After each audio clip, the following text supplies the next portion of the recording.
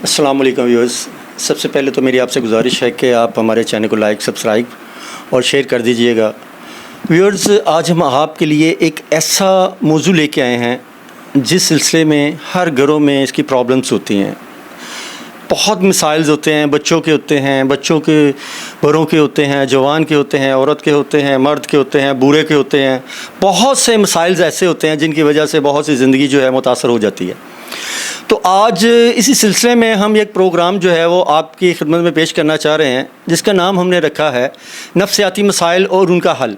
इस सिलसिले में हमने मिस तहमीना यासिर साहबा से टाइम लिया है और उनसे बात की है, जो कि कंसल्टेंट हैं, क्लिनिकल साइकोलॉजिस्ट हैं और इनके पास बहुत से मसाइल का हल है और माशाल्लाह मंजी हुई हैं। हर चीज़ पे इनको अबूर हासिल है।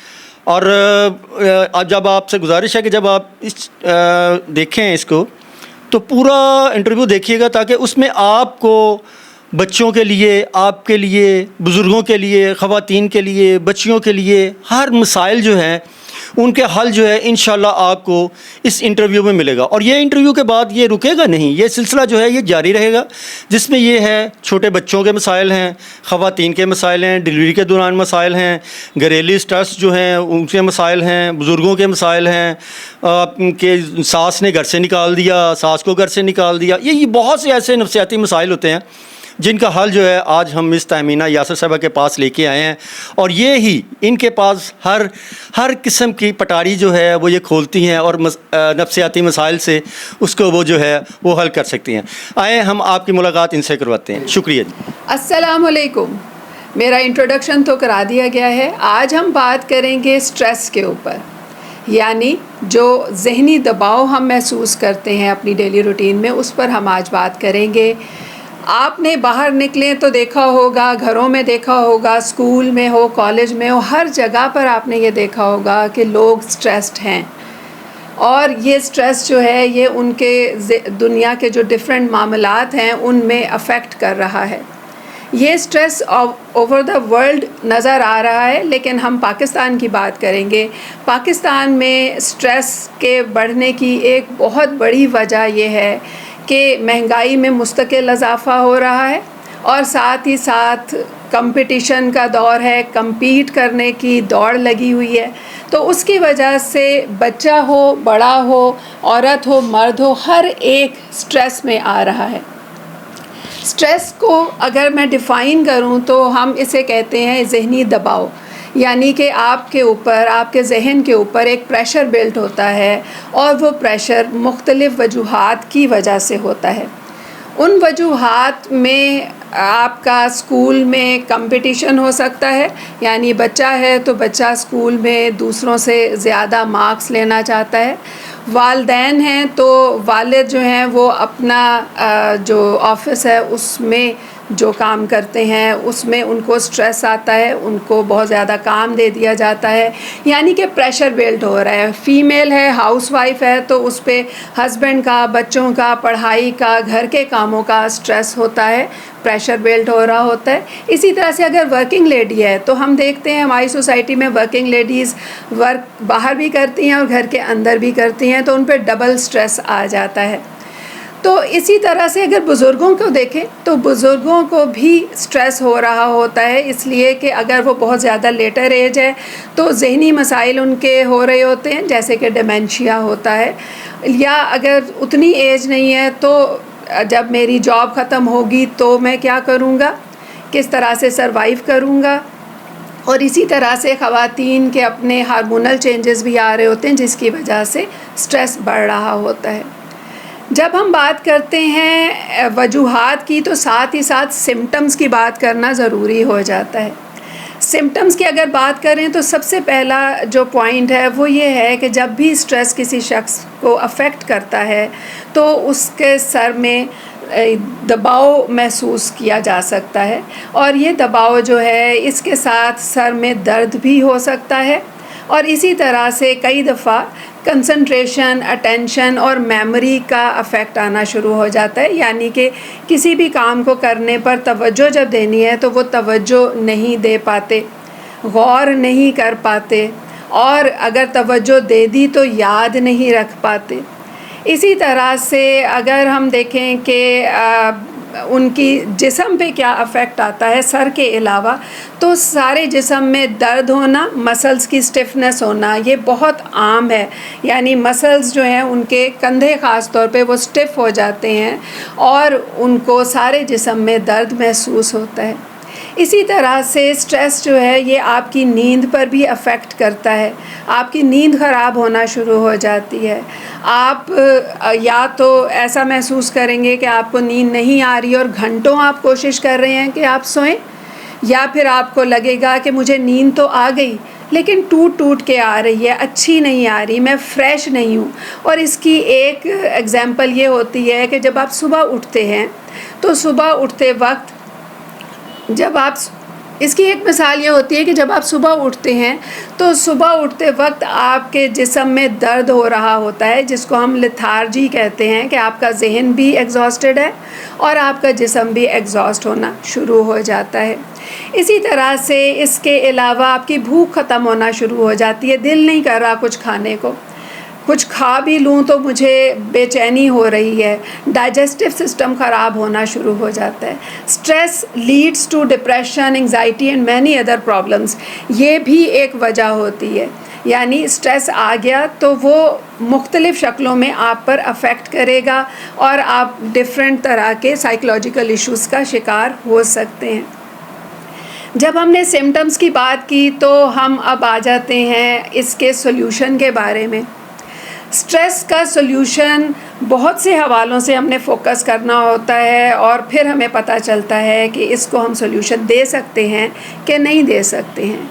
ना देने का सवाल सिर्फ तब आता है जब हमें मेडिकेशन की ज़रूरत होती है, यानी कि स्ट्रेस इतना बढ़ गया कि हमारी बॉडी और माइंड पे इतना ज़्यादा बुरा इफ़ेक्ट उसने कर दिया कि हमें मेडिकेशन की ज़रूरत पड़ गई, तब साइकेट्रिस्ट के जाना पड़ता है। लेकिन अगर इसका मॉडरेट इफ़ेक्ट है तो हम क्लिनिकल साइकोलॉजिस्ट इसको बहुत अच्छी तरीके से ट्रीट कर सकते हैं। स्ट्रेस को हल करने के लिए इसका सॉल्यूशन जो है, सबसे पहला रिलैक्सेशन होता है।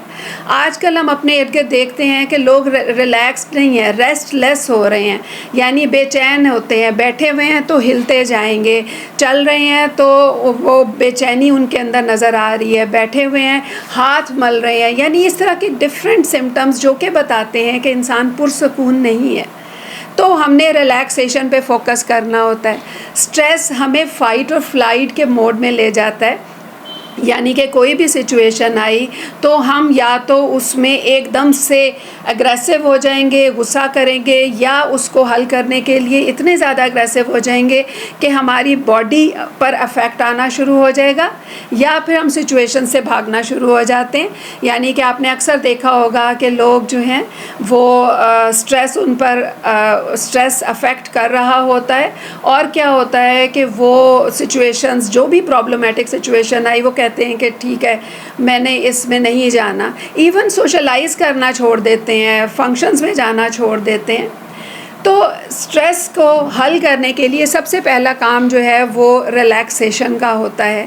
रिलैक्सेशन के लिए एक तरीका होता है कि हम अपने अंदर ऑक्सीजन के लेवल को मेंटेन करें, यानी डीप ब्रीदिंग करें। डीप ब्रीदिंग के ज़रिए हम अपने आप को ऑक्सीजनेट करते हैं, हमारा ब्लड ऑक्सीजनेट होता है, और वो जब ब्लड हमारी पूरी बॉडी में और माइंड ब्रेन में सर्कुलेट होता है तो हमें रिलैक्स करता है। ऑक्सीजन अल्लाह ताला ने रिलैक्सेंट बनाया है हमारे लिए, जो कि वाफिर मिक़दार में मौजूद है।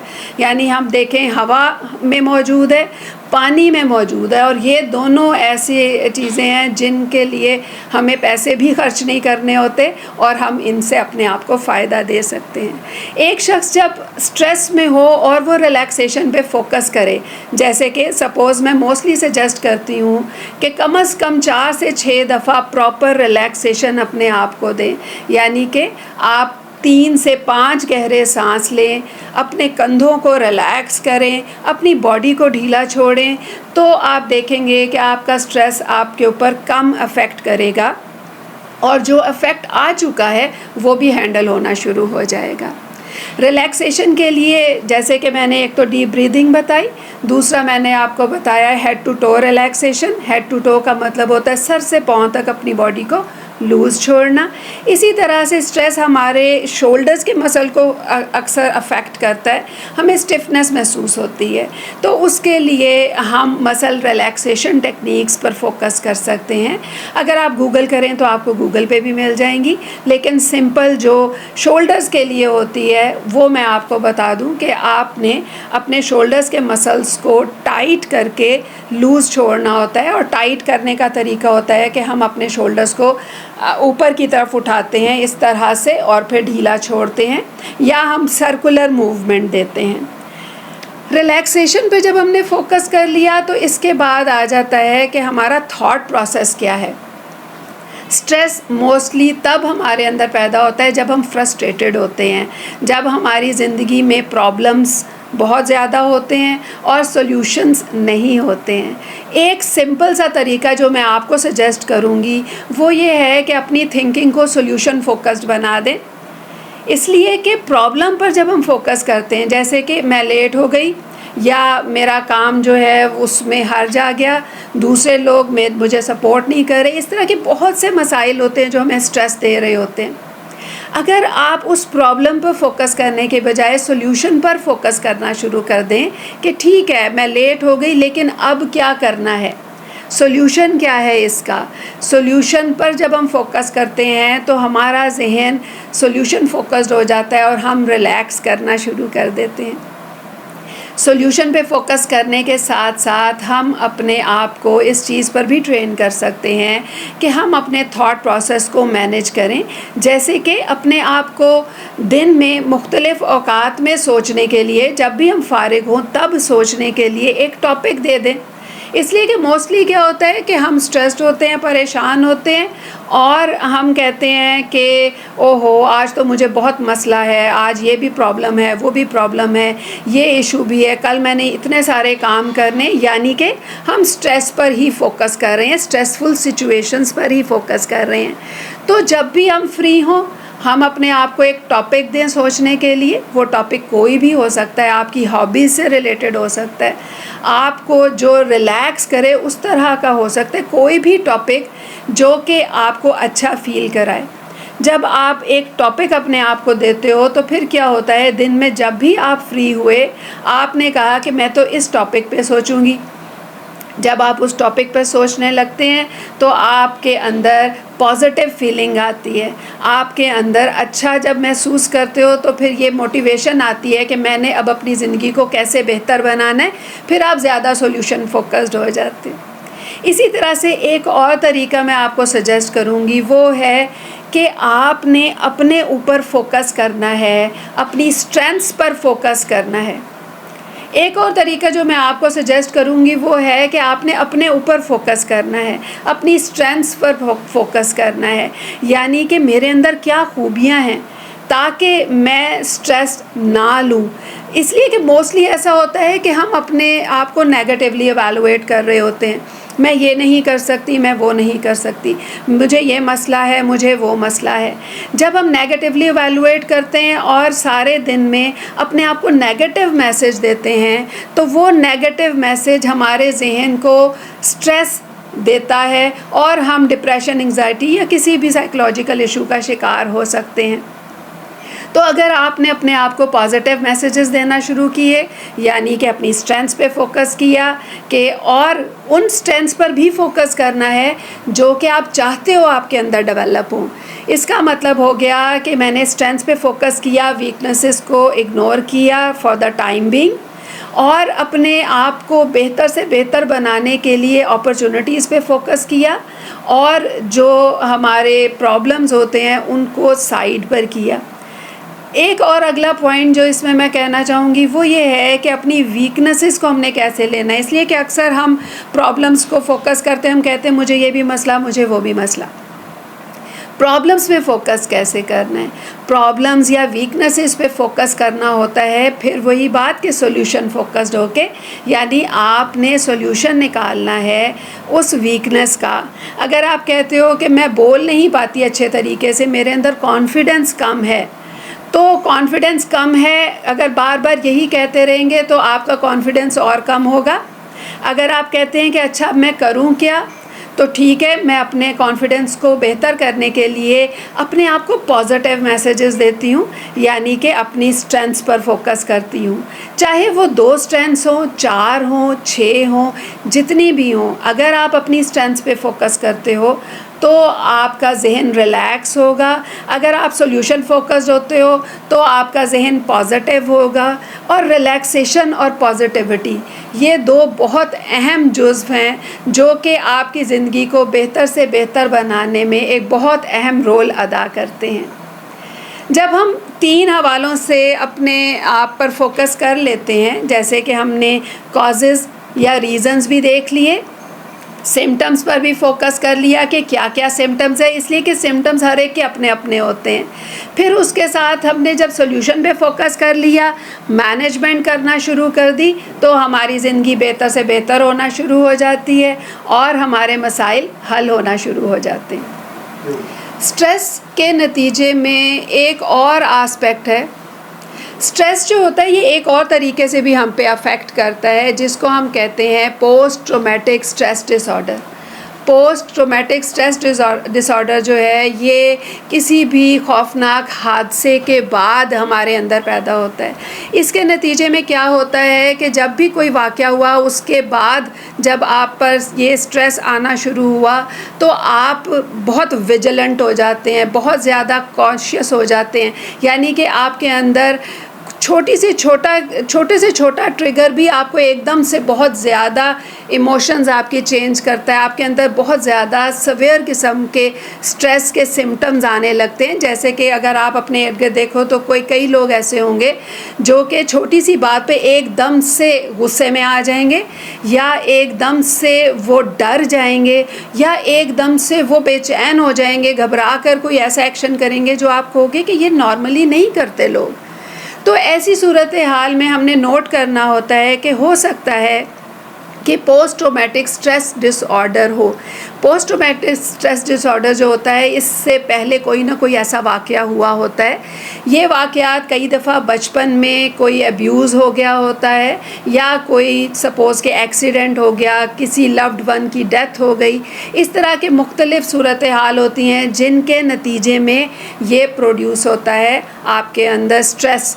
और ये स्ट्रेस जो है ये बेसिकली अगर हम इसको केमिकल्स के हवाले से देखें तो ये हमारे कॉर्टिज़ोल को इंक्रीज़ करता है, जो कि हमारे अंदर hyper activity, hyper symptoms produce करता है, यानी बेचैनी, घबराहट और इस तरह के सवेयर सिम्टम्स हमारे अंदर आते हैं। PTSD में ये सिम्टम्स बहुत ज़्यादा नुमायाँ होते हैं। अगर किसी शख्स को PTSD है तो उसने अपने आप को जब बेहतर बनाना है तो उसके लिए सबसे पहले इसकी अंडरस्टैंडिंग ज़रूरी होती है कि PTSD उसे है कि नहीं। उसके लिए हम मुख्तलिफ़ असेसमेंट टूल्स हमारे होते हैं जो यूज़ करते हैं।